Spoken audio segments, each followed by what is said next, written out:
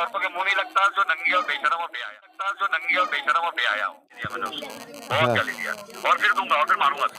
अच्छा अगर अगर हाँ तो और हम मैं लोग किसी तो और को बेशरम ही दबाकर है नहीं ना। करता। अल्लाह बोलता है तुम ये लिख के लेकर आओ, वो लिख के लेकर आओ, के मारूंगा तोड़ूंगा। ये तक के कल भी मैं वहाँ बैठी थी मेरे घर के पास, लेके छोकरे लोग ना नीचे बैठ के ऊपर मेरे को ताक रहे। तो जाने अल्लाह ले या बंदा ले, मैं क्यों डरूं? मैं अल्लाह से डरने वाली जात है मेरी, इससे क्या डरूंगी। नमस्कार आदाब, मैं नुसरत चौधरी, आप देख रहे हैं तीखे बोल में आपका स्वागत है।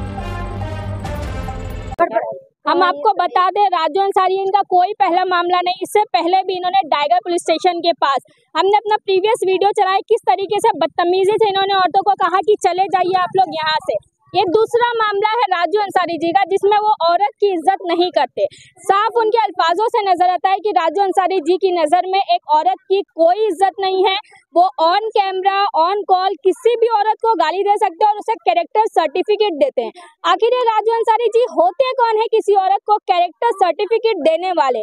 यही वो लोग हैं जिनसे आप वोट कमाते हैं, यही वो लोग हैं जिनके चलते आज आप उस गद्दी पे बैठे हुए जहाँ पे आपको इतना नशा चढ़ गया कि आप औरत की इज्जत करना भूल गए।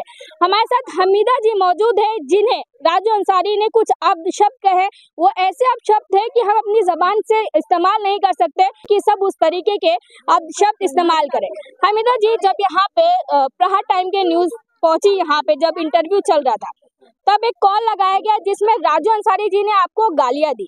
तो आखिर आपका राजू अंसारी जी का क्या मामला है कि वो आपको इतनी गंदी गालियां दे रहे हैं? यही तो बात आई ना बेटे, सच बोलने का यही नतीजा होता है। अगर मैं जब सच बोल रही थी तो उसको गलत लग रहा था, इसीलिए तो मेरे को दबाने के लिए गाली देके वो सोचा कि इसको गाली दूंगा, धमकी दूंगा तो ये चुपचाप हो जाएंगे। अब ये आवाम को इतनी तकलीफ हो रही थी, वो मीडिया वाले भी आए थे, वो लोग खुद देखे, आप लोग भी आए, आप भी आँख से देख रहे। ये पैसा लेके आने वाली पब्लिक नहीं है, इनको तकलीफ है। तो इसीलिए पहला तो मेरे लड़के ने आवाज उठाया था, मुझे तो पता भी नहीं था, मैं अपने घर में थी। अच्छा, ये भी कहा गया कि आपको और आपके बेटों को दौड़ा के मारूंगा, दौड़ा के मारूंगा, हाथ पैर बांध के मारूंगा, गाली भी दूंगा, इतना बोलूंगा। मैं गाली दे रहा हूँ और सामने से दूंगा और बांध के मारूंगा। कौन क्या कर सकता है? तुम्हारे में जो दम है वो करके दिखाओ। अच्छा, उसके बाद यहाँ पे राजू अंसारी जी आए? नहीं, दो आया था 2 बजे के टाइम, वो इधर पे आया गाड़ी लेके, पीछे शालम के बंगले के पास गाड़ी खड़ा करा।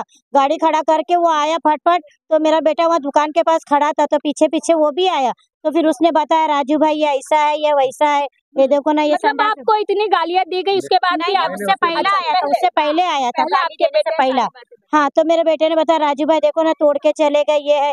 तो राजू ने बोला 4 संडास इधर बना दूंगा और ये संडास तोड़ के सार्वजनिक दवाखाना बनाऊंगा। तो मेरे बेटे ने बोला अच्छा, नहीं। आप लोगों को वाकई सार्वजनिक हॉस्पिटल की जरूरत है, मोहल्ला क्लिनिक की जरूरत है या शौचालय की जरूरत है? शौचालय की जरूरत है। दवाखाना किसको चाहिए? दवाखाना कितने खुले और कितने बंद हो गए। पूरे सैनिक नगर के अंदर किधर भी एक शौचालय नहीं है।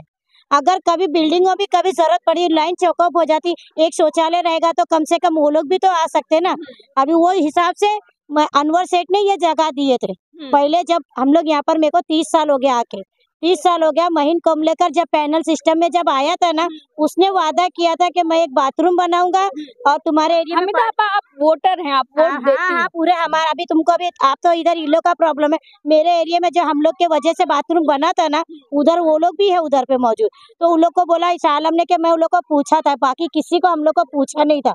तो मैंने भी फोन लगाई आके, जैसा तोड़ने लगा मालूम पड़ा शालम को। मैं बोली शालम भाई, मैं ऐसा नहीं बोली, मैंने नेताजी क्या कर रहे तुम, ये बाथरूम क्यों तोड़े नेताजी आपने? तो बोले अरे हामिदा तू तो समझ नहीं रही, बोले क्या जरूरत है अभी बाथरूम तो मैंने बोली अरे नेताजी हम लोग नहीं वापर रहे, मगर यहाँ की आवाम तो वापर रही। मतलब आप शौचालय इस्तेमाल नहीं कर रहे थे, मगर ये जिन लोगों को इंसान नहीं समझा जा रहा है, जानवरों की गिनती की जा रही है जिनकी, उनके लिए आप लड़ रही। हम लोग, हाँ, मैं इन्हीं के लिए बोलने का, मेरा बेटा आपने ये सारी माँ बेटे को, हम लोग को गाली वो खुद से नहीं दिया, खुद नहीं दे पाया ना, क्योंकि महल्ले में रहता है। महल्ले में रहता तो फिर वो उनकी पकड़ हो जाएंगी, सब महल्ले वाले चिल्लाएंगे ना कि तुम खाली बाथरूम के, तो खुद गाली नहीं दिया। राजू अंसारी दूसरे दिन आया, दूसरे दिन दोपहर में आया। आते बराबर जब इधर आके वहाँ मेरे बेटे को वहाँ मिला, वो आके बताया तो बोला दवाखाना बनाऊंगा। तो ये बोला नहीं भाई राजू भाई दवाखाना नहीं बने। तो वहीं से इसको गाली गलौज करते हुए चला गया, जब भी हाथापाई कर रहा था वो। तभी वो वीडियोस आपने कुछ बनाई है? नहीं नहीं, इतना टाइम क्या, वो 2 सेकंड के लिए नहीं रुका। मैं जैसा अच्छा, ये उतरी, जो आपको गाली दी गई, काफी लोगों ने ये पूरा वीडियो देखा है, तो आपने कुछ एफआईआर वगैरह की है? अरे मैं एफआईआर करने गई थी तो वो पुलिस वाला बोलता है तुम ये लिख के लेकर आओ, वो लिख के लेकर आओ, तुम्हारा क्लिप कैसा, ये वीडियो पे मतलब न्यूज पे जो होता है उसका नहीं लेते, ऐसा करके मतलब पुलिस वाले भी कहीं ना कहीं मैनेज है राजू अंसारी जी से, ये बात आप मानते हैं? अब वो तो मैं ये नहीं मान सकती क्योंकि ज्यादा कानून के बारे में मेरे को मालूमात नहीं है। हाँ, इतना है कि जो सच है वो सच है, सच है तो तुम्हारे सामने आपकी है। सुनवाई नहीं की गई। कल को नहीं अगर राजू अंसारी जी यहाँ पे आके हाथ पे हाथ उठा देते हैं, आपके पास मैंने कोई बोली, प्रूफ नहीं होगा, नहीं है, पुलिस तब भी चौकी में कोई ये एफआईआर बोली, नहीं। मेरे को मेरे बेटे को धमकी दे रहा है खुलेआम कि मारूंगा तोड़ूंगा। ये तक के कल भी मैं वहाँ बैठी थी मेरे घर के पास, पूरे बंगले के छोकरे लोग ना नीचे बैठ के ऊपर मेरे को ताक रहे, तो मैं तो देखो अच्छा, कौन थे वो छोकरे लोग? किसी एक का नाम? बंगले के उनके किसी एक का बहुत नाम? साले, बहुत किसी सारे एक का पाले नाम ले तो वो आप लोग। जानती हैं? नहीं, ये लोग अभी क्या कर रहे मालूम, खुद के नहीं ला रहे, बाहर के छोकरे लाके बिठा रहे वहाँ पर, और बोला अब मेरे तरफ पूरा ताक रहा है ऐसा।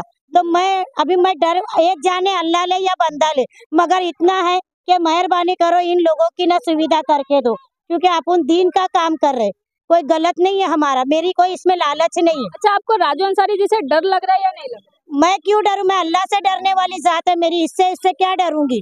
अगर मेरे को अल्लाह का डर है तभी तो इनके साथ खड़ी हूँ कि इनके लिए इनका कुछ भी, तुम्हारे से भी जो होता भला करो इनका, कि अल्लाह तुम्हारे को भी इसका असर देगा, क्योंकि इनका देखना है महल्ले में अपने, है ना।